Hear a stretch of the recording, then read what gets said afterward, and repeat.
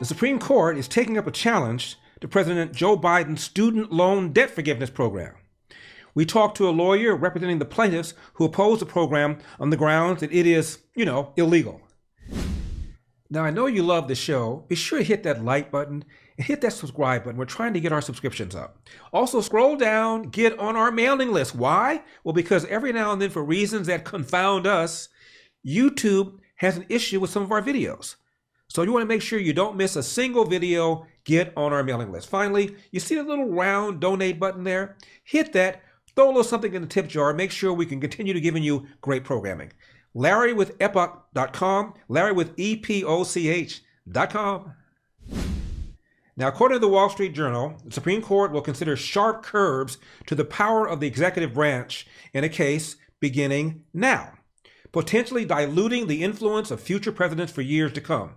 The journal says the conflict between the executive and the judiciary has been growing in recent years. It's going to be on view when the court hears arguments over the Biden administration's roughly $400 billion plan to forgive federal student debt for tens of millions of borrowers. There are two cases before the court, giving the justices a chance to set strict limits over the president's ability to implement policies without explicit authorization from Congress. The move would limit President Biden's ambitions at a moment when he faces few prospects for legislative breakthroughs, end of quote.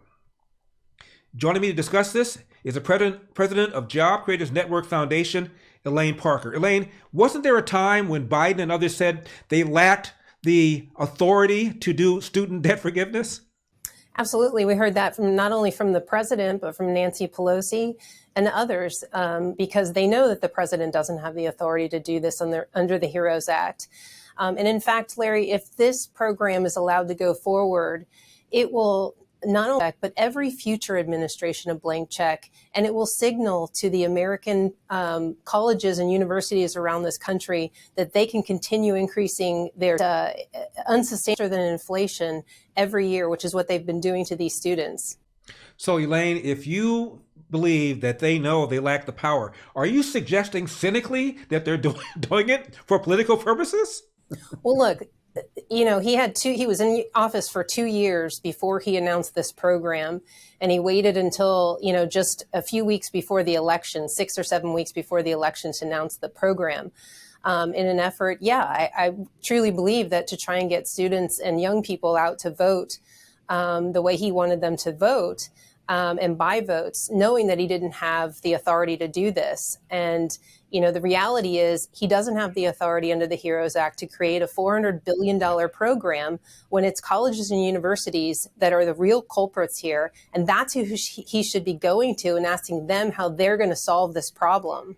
Now, Elaine, you know me well enough to know I was being sarcastic when I made that comment. But you said something I want to touch on, and that is all this is going to do is jack up the cost of going to college. Explain. Absolutely. So colleges and universities have had just a free pass for years.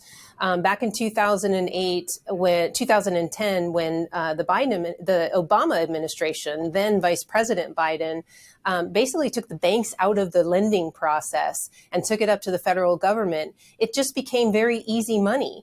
And so you saw universities begin to increase their tuition at rates that were unsustainable. They created degree programs that really had no ROI. Some of them don't even have jobs at the end of the programs that will produce enough salary to pay back these loans. And so what we've been saying all along is if these colleges and universities can have $700 billion in endowments, they're paying their presidents and their coaches millions of dollars a year. They're building Taj Mahals across their campuses, all on the backs of these students. And these degree programs that they're selling, if they're so confident in them, then they should be underwriting these programs, because there has to be some sort of measurement, success measurement on the degree programs that they're selling these students, because right now they're selling them a bill of goods.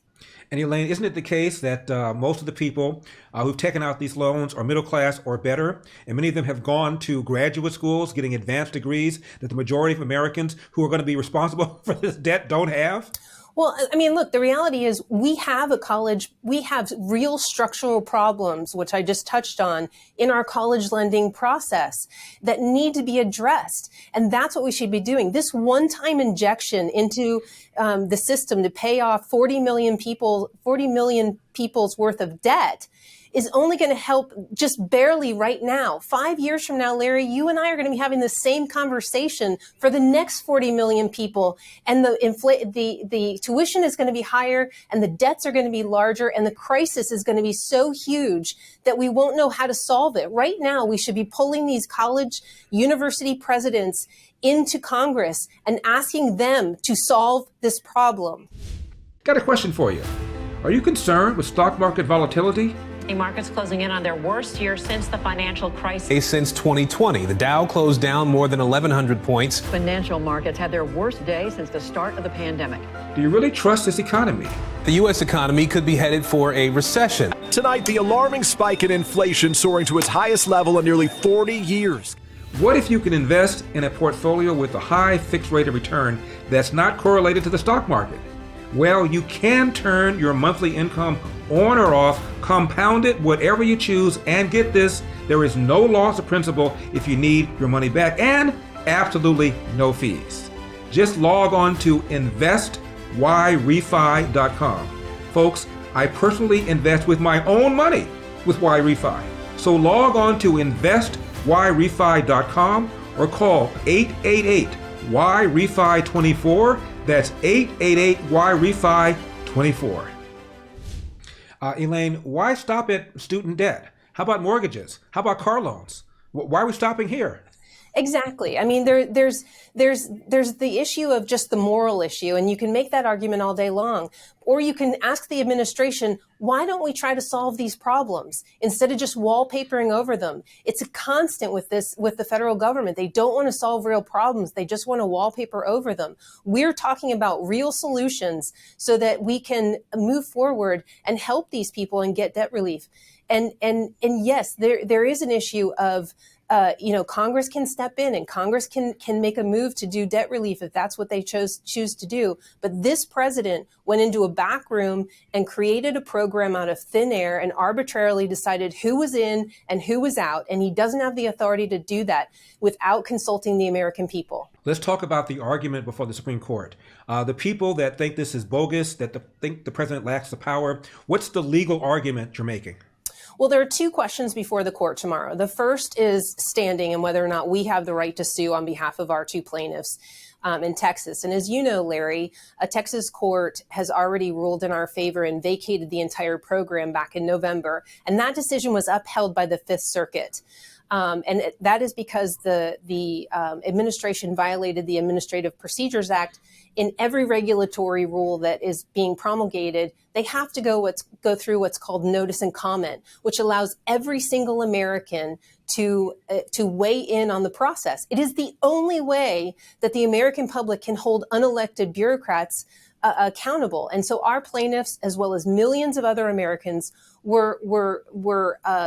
did not have the opportunity to weigh in on that process, and that is one of the issues at hand there. The other the merit side of the case is whether or not the president has the authority to create a program like this under the HEROES Act, and the reality is he does not have the authority. Even the original legislators, which includes former Speaker John Boehner, who passed the original HEROES Act, weighed in on an amicus brief and said that the executive branch never had the authority to make such a sweeping program under the HEROES Act. And the framers of that original plan, who voted that law in, never foresaw a future president taking unilateral action like this and creating a massive program in a back room like this.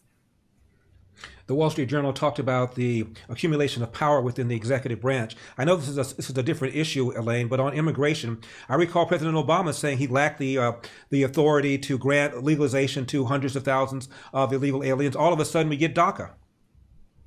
Exactly, and you can actually compare this case to the last vaccine mandate. You can compare it to the eviction moratorium. You can compare it to the West Virginia versus EPA. I mean, the overreach here is so massive.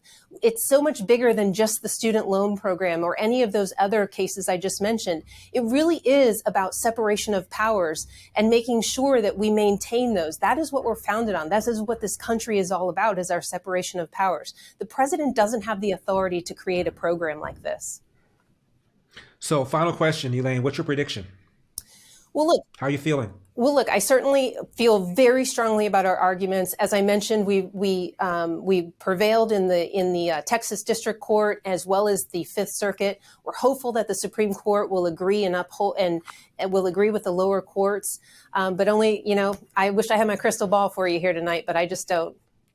Elaine Parker, thank you for your time. God bless. Thanks, Larry. What's that? I've got my slippers. My pillow, my slippers, right here. A beautiful tan color, as you can see. Wonderful style. If you don't like this, they have a different style. So you're not wedded to this style. There are other styles. And, of course, other colors. Just call the number on your screen or go to mypillow.com, promo code ELDER. And what's this? This is the MyPillow.